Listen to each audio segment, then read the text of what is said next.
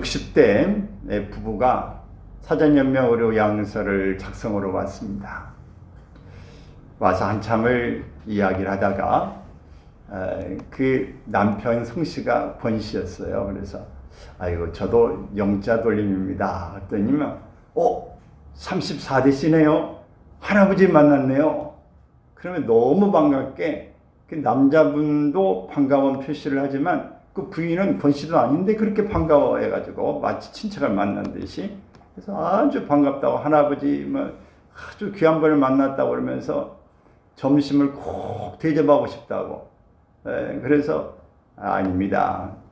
아주 그래도 꼭 가야 된다고 이렇게 만났는데 그냥 있을 수가 없다고. 그래서 거절을 하는데 상당히 힘들었습니다.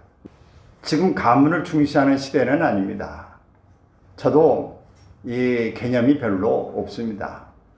그러나 성씨는 바꿀 수도 없고 부모를 바꿀 수도 없습니다. 그래서 족보는 중요한 의미가 있습니다. 바로 이 성씨, 이것은 우리의 뿌리이기 때문에 그렇습니다. 오늘 우리에게 주시는 말씀 복음의 첫머리에 예수 그리스도의 족보가 실려 있다고 하는 것은 매우 뜻깊은 일입니다. 낳고로 이어지는 이 족보가 복음서의 첫머리에 놓인 것은 깊은 뜻이 있습니다. 족보는 사람의 이름으로 이어진 것 같이 그것은 한 민족, 한 가문의 역사를 의미합니다. 그런데 어떤 종류의 역사든 모든 역사에는 반드시 하나님의 목적이 있는 것입니다. 그러므로 본문의 족보 역시 하나님의 뜻과 섭리가 내재되어 있는데 그것은 그리스도의 탄생입니다. 본문의 예수님 족보에 이름을 붙인다면 은혜로운 족보라고 말할 수 있습니다. 예수님의 탄생 그 자체가 인간에게 주신 하나님의 은혜의 사건이기 때문입니다. 예수님은 죽어서 무덤에 갇혀있는 지나가 버린 역사의 인물이 아닙니다. 지금도 믿는 자의 마음속에 살아서 말씀하시는 분입니다. 영원히 목마르지 않는 샘물을 주시며 우리의 인생의 참 목적과 소망이 되시는 분입니다. 이제 예수님의 족보에 대해서 우리가 살펴보면서 하나님의 은혜를 나누시기를 바랍니다. 먼저는 이 아브람과 다윗 속에 나타난 이 은혜입니다. 예수님의 족보에서 가장 중요하고 두드러진 두 인물인 아브람과 다윗입니다. 성경 본문에는 아브람과 다윗의 자손 예수 그리스도의 계보라 이렇게 마태복음 신약 성경의 첫 번째 첫 장 첫 절에 소개하고 있습니다. 사도 바울도 예수님을 소개하면서 로마서 1장 3절에 육신으로는 다윗의 혈통에서 나셨고 라고 했습니다. 다윗의 씨로 죽은 자 가운데서 다시 살아나신 예수 그리스도를 기억하라고 디모데후서 2장 8절에서도 기록합니다. 요한계시록에도 예수님께서 나는 다윗의 뿌리요 자손이라 이렇게 이야기합니다. 예수님은 우연히 태어난 것이 아니라 아브람과 다윗의 자손에게서 탄생하도록 애언됐던 분이 곧 메시아인 것입니다. 우리는 아브라함을 믿음의 조상이라고 말합니다. 그러나 성경 여러 곳에서 도저히 믿음의 조상이라고 말할 수 없는 사건들이 소개되어지고 있습니다. 그것은 자기 아내를 누이라고 속이는 그런 사건입니다. 창세기 12장 10절 20절에 애굽에 내려갔을 때의 일입니다. 그 후에 또 아브라함은 가데스와 술 사이의 그랄 땅에서 두 번째 똑같은 거짓말을 합니다. 아내가 바로 누이라고 소개하고 있는 것입니다. 아브라함은 갈대아 우리에서 우상 숭배하는 데라의 아들로 태어나서 우상을 섬겼던 사람입니다. 그런데 하나님이 선택하시고 땅의 모든 족속이 너로 인하여 복을 받을 것이라고 약속하셨습니다.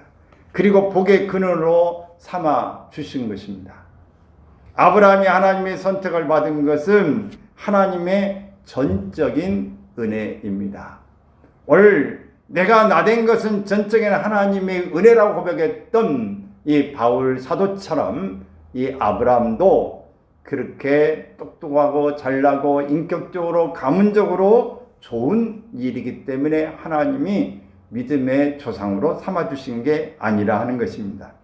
다윗의 생애를 살펴보아도 큰 실망을 하게 되는 일들이 많이 소개되어집니다. 다윗은 천한 베들레헴의 목동이었습니다.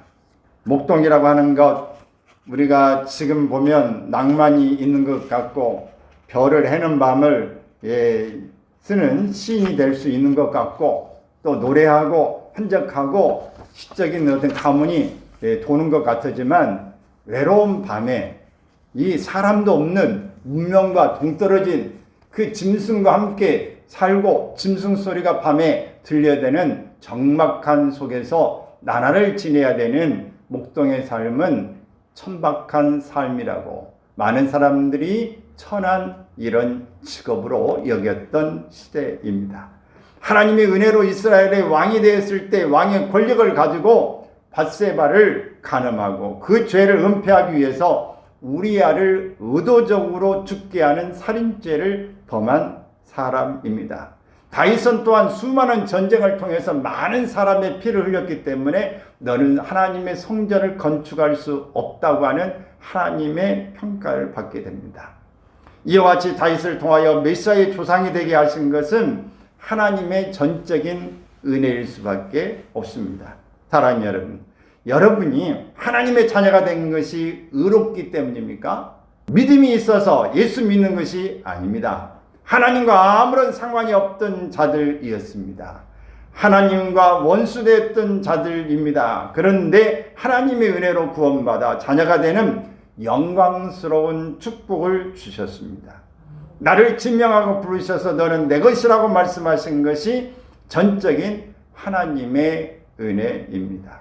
받을 자에게 없는 내게 베풀어 주신 하나님의 은혜를 기억하며 성탄을 우리가 또 준비하면서 또 이렇게 축하하는 마음을 갖기를 바랍니다. 저도 어릴 때 생각해 보면 부유한 삶은 아니었습니다. 이 밥은 먹고 살았는 그런 삶이었지만 일찍 교회를 가고 이 신앙생활을 하는 것 자체가 내게는 큰 축복이었다. 그래서 하나님이 아버지가 되어주고 하나님의 기도하는 일을 통해서 용기를 얻고 힘을 얻어서 더욱더 나아갔고 지금까지 살아올 수 있었다 하는 것은 내가 하나님을 잘 섬겼고 또 하나님 앞에 잘한 대가가 아닌 하나님의 은혜였다라고 고백할 수밖에 없는 것입니다. 또 아브라함과 다윗을 이어서 소개하고 있는 내 여인이 있습니다. 내 여인의 선택 속에 나타난 하나님의 은혜인 것입니다. 예수님의 족보 가운데 한 가지 재미있는 사실은 여자들의 이름이 들어 있다고 하는 것입니다. 당시 문화와 사회 여건을 볼 때 여자들은 법률상의 이 권리가 주어지지 않았습니다. 여러 교육 환경이라든지 모든 일들에 낙후된 또 인권이 유린된 그런 속에서 살고 있는 여자들이 이 지구상에 아직도 많이 있습니다. 그런 시절처럼 바로 여자들은 이렇게 법률상의 권리가 주어지지 않는 시대임에도 불구하고 네 사람이나 예수님의 족보 속에 들어가 있다 하는 것입니다. 인격이라기보다는 하나의 물건으로 간주되어 있던 여자들이 거룩한 예수님의 족보에 들어가 있는 것입니다. 그 시대의 문화적인 여건으로는 충격적인 사건입니다. 더구나 예수님의 족보에 들어간 여인들의 삶을 알게 되면 더 큰 충격을 받게 되는데 우리가 좀 더 한번 살펴보면 이렇습니다. 첫 번째 여인은 다말입니다. 본문에 다말이라는 여인이 유다의 아내인 것처럼 느끼게 됩니다. 그러나 창세기 본문에 보면은 본래 다말이라는 여인은 유다의 며느리입니다. 시아버지와 며느리 사이에서 자식이 태어났다면 대단히 복잡한 사건입니다. 어느 날 베일로 얼굴을 가린 다말을 길거리에 창녀로 오해하여 유다는 동침하여 쌍둥이 아들을 낳게 되어집니다. 이런 여인이 족보에 오른 것입니다.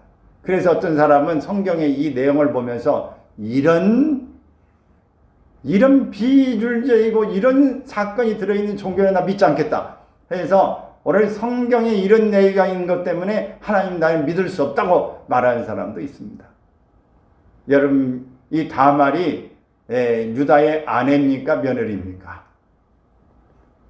처음에는 며느리, 나중에는 아내가 되겠어요. 그러면은 이 두 다말을 통해서 이렇게 태어난 두 아들은 물론 유다의 씨니까 유다의 아들들이죠. 그래서 계보도 그렇게 이어져 갑니다. 그래 참 복잡하죠.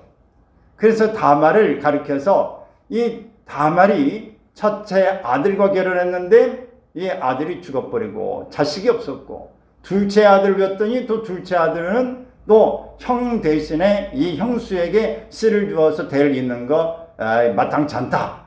그래서 그 자녀를 갖지 않게 한 것 때문에 하나님이 둘째 아들을 죽이시고 셋째 아들을 주려고 했더니 첫째 둘째가 죽은 것 보니까 두려워서 셋째 아들을 또 장성에서 주지 않은 것 때문에 이 다말이 시아버지를 통해서 자식을 낳게 되어진 것입니다.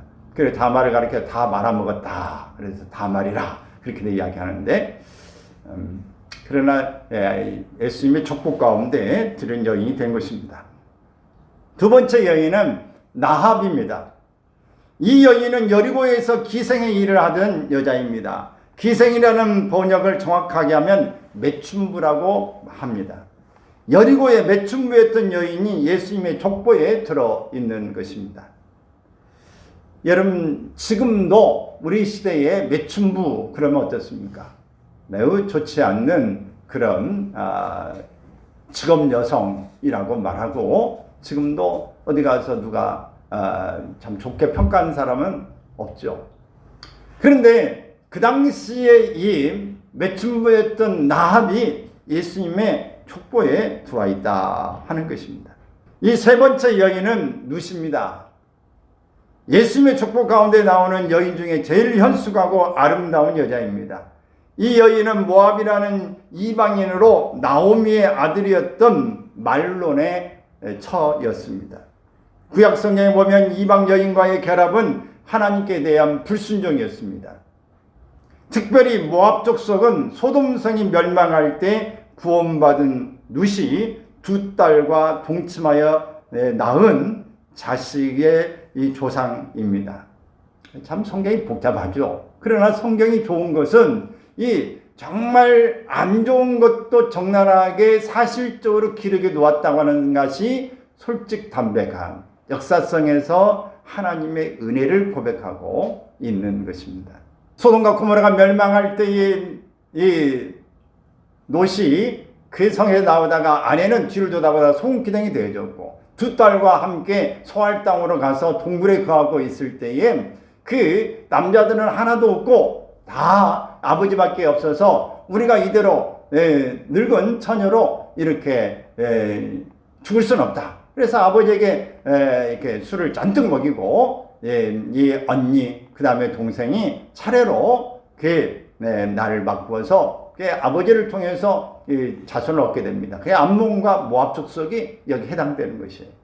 이 후손 가운데 모압 여인이 족보에 들어있다 하는 것입니다.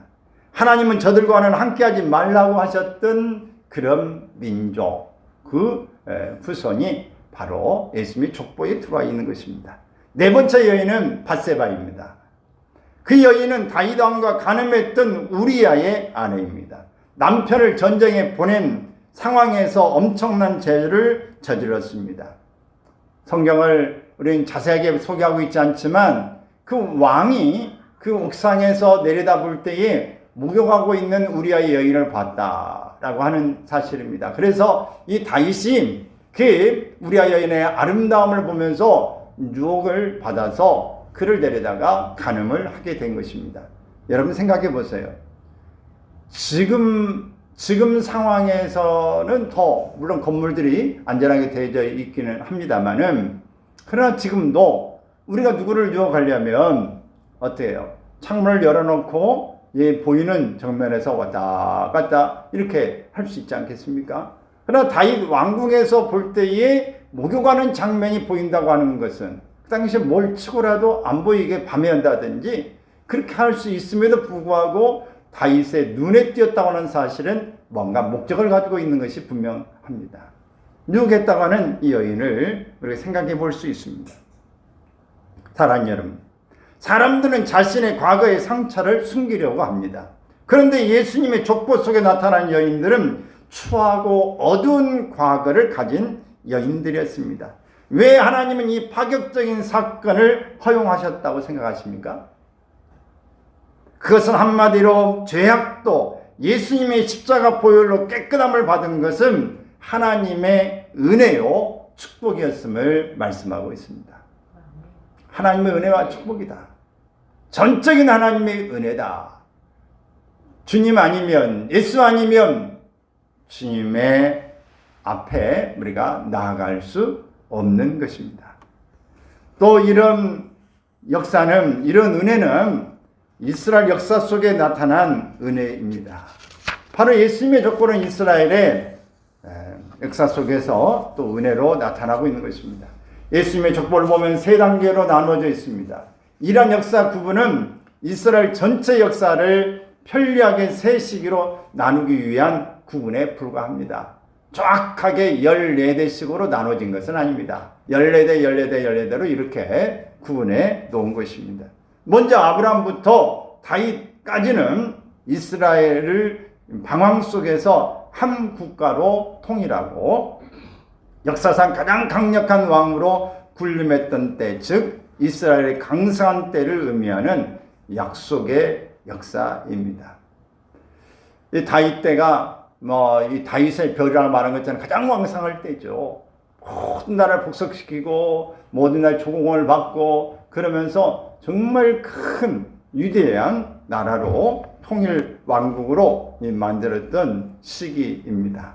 다윗부터 바벨론으로 이갈 때까지 이스라엘 역사상 가장 수치스러운 패배와 멸망을 보여주었던 비극의 역사가 이 14대에 속합니다. 가장 강성한 때, 가장 좋은 때, 또 이스라엘 가장 비극의 때, 어려운 때가 바로 대조로 이루어지고 있습니다. 이스라엘 역사상 어둡고 부끄러운 한 시대를 보여주고 있는 것이죠. 이것은 하나님께 대한 불순종과 실패의 시기라고 말할 수 있습니다. 바벨론에서부터 그리스도까지의 시기는 메시아를 통한 구원의 희망만이 유일한 줄 아는 그런 시기입니다.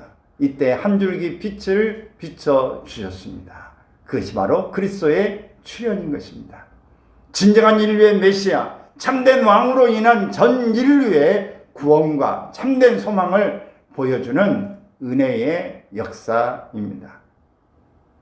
예수님의 제자 마태는 예수님의 족보를 기록하면서 왕권을 받은 약속의 역사로, 그 약속과 축복을 잊어버린 비극의 역사로, 예수님을 통한 영광과 축복을 회복하는 은혜의 역사로 구별하고 있다.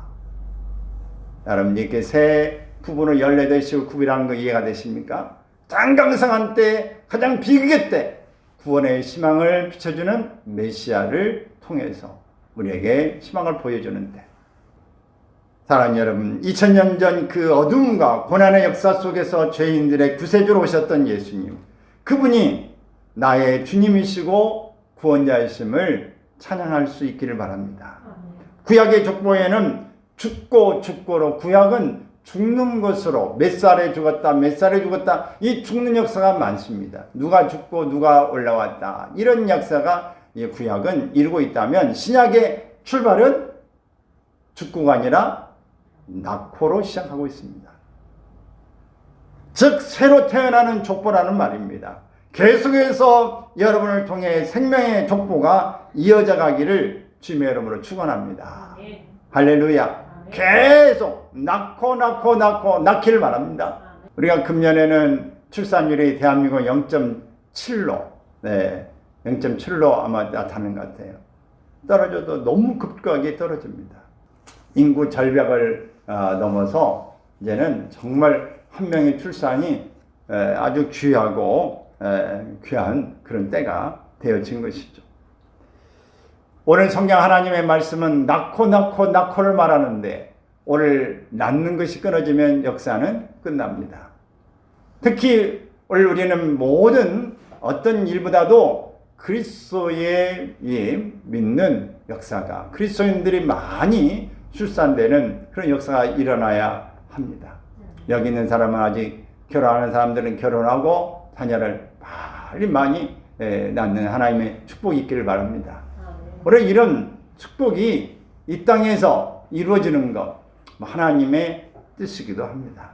우리는 이 성탄절을 기다리면서 주님 안에서 어떤 자세를 어떻게 해야 될까, 좀 주님을 많이 바라보면서 조금 더 인내를 가지고 바라볼 수 있길 바랍니다. 그저께 기쁜 소식이 있었던 거 여러분 함께 보셨죠? 축하라고 2대1로 아주 극적인, 그래서 마지막 골 넣는 거 저도 여러 번 봤어요. 저는 이 사건을 보면서 물론 선수들이 최선을 다하고 훈련된 결과입니다. 그런 행운도 따랐죠. 마지막에 그 골이 그렇게 때려도 안 들어가는 공들이 어떻게 그때 들어갑니까? 그 방법으로 들어가는 것도 귀한 일이고, 또 16강에 간다고 하는 것도 우루과이가 이겨줬고, 그것도 두 골만 이겨서 꼭 그 골차에서 득실에 의해서 이루어지게 된 건데, 저는 이 사건이 바로 하나님이 대한민국을 축복하는 사건이라고 봅니다. 왜 그런가? 오늘 이태원의 이 사건 때문에 온 민족이 슬픔의 동아리 속에 들어있고, 누가 좋아도 좋다고 하는 표시를 내기 어려워지는 그런 마음에 많은 사람들이 있는 이때에 그 광장에서 응원을 해야 되느냐 말아야 하는 문제도 조심스러운 때에 한 달이 지나갔음에도 불구하고 누구도 제대로 말을 꺼내놓기도 어렵고, 갔다고 하는 것도 어려운 집단적인 이 나라 민족의 슬픔 속에 있었던 것이 오늘 이 운동을 통해 다시 한번 마음을 털어놓고 대한민국을 외치고 기쁨을 표현할 수 있는 일에서 빠른 속도로 민족이 이 슬픔에서 벗어나는 기회가 난 됐다고 봅니다. 그래서 하나님이 이 기회를 주셨다. 어느 때 봐도 대한민국이 이렇게 경기 잘하는 거 없었어요. 이기고 이걸 떠나서 이기면 더 좋지만, 정말 마이너로 잘한다, 세계 속에서 충분하다라고 하는 것을 갖게 되어지는데, 오늘 16강에 가서 한 번 더 경기를 볼 수 있는 이를 통해서 하나님이 이 나라 민족을 치유하시고 축복하시구나, 저는 이 광경을 본 것입니다. 여러분, 오늘 하나님은 이 우리나라 민족을 축복하고 계신 줄 믿습니다. 우리 민족을 기억하시고 정말 이 나라를 하나님 버리지 않으셨구나 라고 하는 사실입니다. 그럼 여러분, 우리가 하나님 앞에 정말 살 수 있는 일은 예수 그리스도를 우리가 믿고 예수 그리스도를 통해서 복을 받는 일입니다. 할렐루야.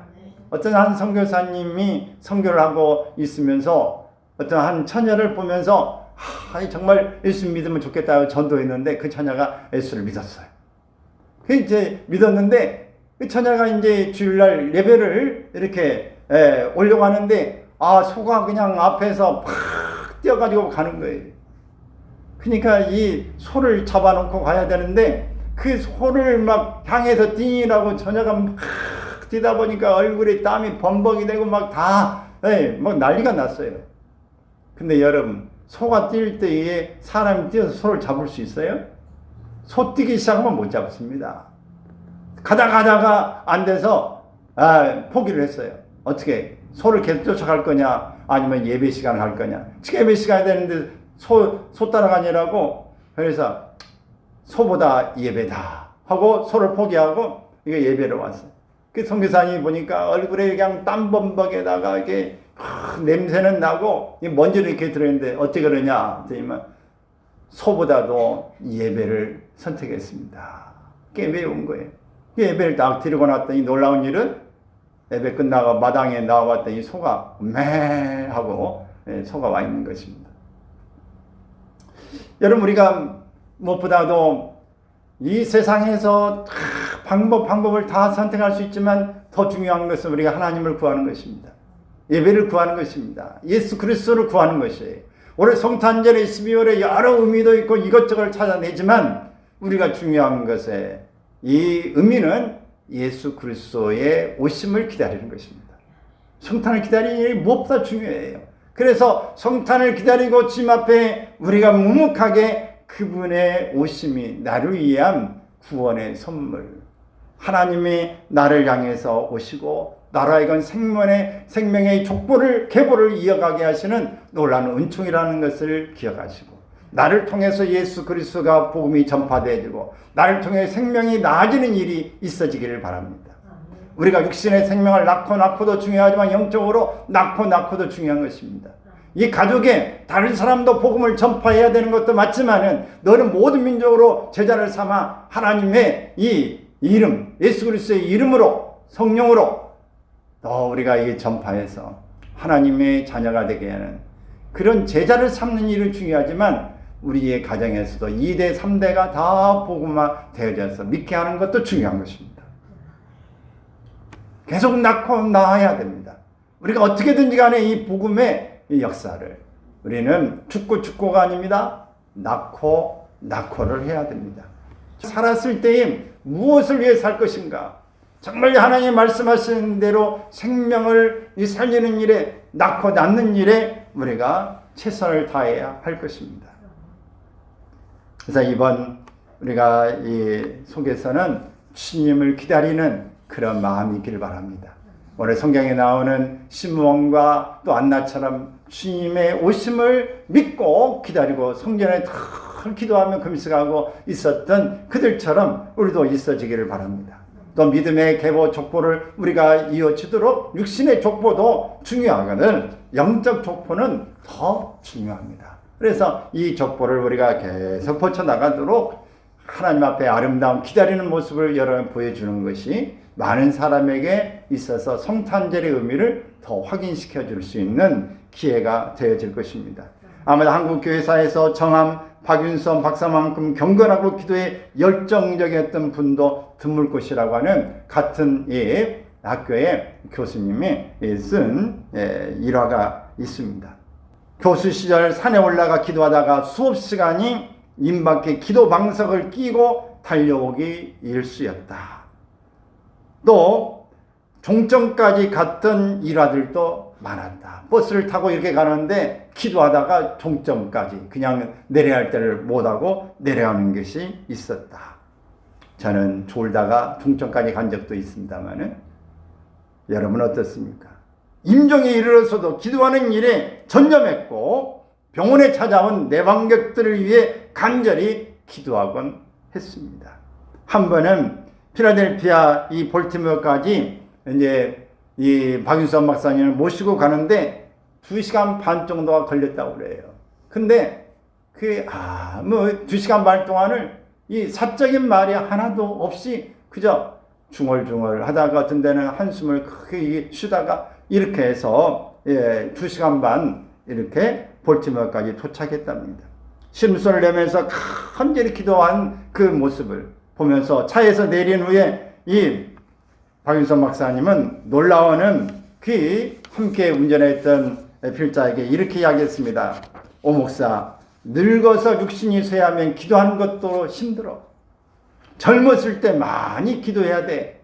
경건은 기도에서 나오고 기도의 능력은 젊을 때부터 실천함으로 얻게 되는 거야.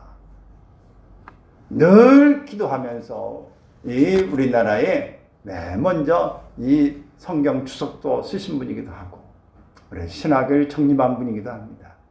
사랑하는 여러분, 올해 성탄절을 맞이하는 이때에 어떻게 해야 될 것인가? 오늘 성경에 나오는 예수님의 족보의 이야기 속에서 우리도 예수님의 귀한 족보 속에 은혜로 들어와 있습니다.